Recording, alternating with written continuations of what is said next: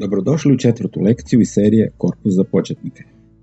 Bavit ćemo se prostorom, udaljenostima i početnim točkama. Desni izbornik je podijeljen na 2 dijela. Kartica elementi prikazuje informacije vezane uz elemente koji se nalaze u projektu. Kartica prostor prikazuje informacije o prostoru u kojem se nalazi projekt. Odaberite karticu prostor i obratite pažnju na sekciju prostorija. U njoj se određuju dimenzije osnovnog prostora u koji se postavljaju elementi. Osnovni prostor je uvijek pravokutnog oblika. U njega se kasnije mogu dodavati dodatni zidovi kako bi oblikovali prostorije koje nisu pravokutne. Zidovi su podijeljeni na gornji i donji dio. Njihov zbroj predstavlja ukupnu visinu prostorije. Gornjem i donjem dijelu zida se mogu dodijeliti različiti uzorci boja ili dekora. U polje širina se upisuje širina prostorije koja se prostire u smjeru lijevo-desno. U polje dubina se upisuje veličina prostora u smjeru naprijed-natrag. Recimo da je prostorija velika 4 x 3 metra. U širinu upišite 4000, a u dubinu 3000. Odaberite ponovo karticu elementi. Točka u prostoriji od koje se mjeri položaj elemenata nalazi se u lijevom donjem kutu prostorije. Zove se početna točka ili ishodište prostorije. Desno od ishodišta prostora prostire se smjer X. Od ishodišta prema gore ide smjer Y.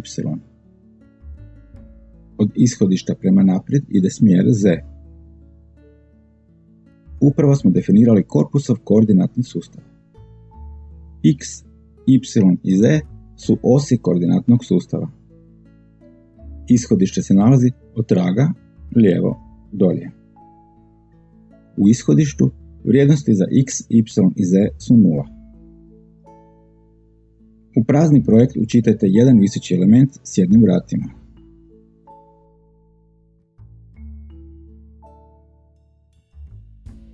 Element također ima svoju početnu točku ili ishodište. Ona se nalazi s lijeve strane dolje na prednjem rubu elementa. Pomaknite element mišem u desno. Upravo smo mu promijenili položaj po X. X elementa je udaljenost od lijevog zida do ishodišta elementa u smjeru lijevo-desno. Y ide u smjeru gore-dolje i označava udaljenost elementa od poda. Z udaljenost pokazuje koliko je ishodište elementa udaljeno od zadnjeg zida. Zato ovaj element koji se nalazi uz zid ima Z koji je jednak njegovoj dubini. Ako mu upišemo vrijednost za Z da bude 0, element će otići u zadnji zid. To je posljedica njegovog ishodišta koja se nalazi na prednjoj strani. Element se može pomicati povlačenjem za jednu od strelica. Možemo mu i upisivati vrijednost za X, Y i Z. Međutim, element je moguće pomicati na još jedan način. Izbjegavanjem strelica i hvatanjem za tijelo, element se može pomicati po cijeloj horizontalnoj ravnini. Ovim načinom ga pomičemo istodobno po X i po Z osi. Za takvo pomicanje je dobro da pogled na projekt bude nešto viši nego inače. Bitno je da element bude prethodno selektiran. Ukoliko nije selektiran, povlačenje mišem će rotirati pogled na projekt.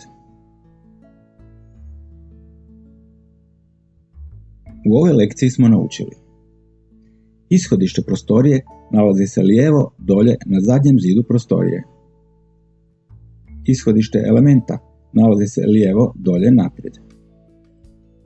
Smjer X ide u desno, smjer Y ide prema gore, a smjer Z ide prema naprijed. Element kojem je Z jednak 0 otići će u zid.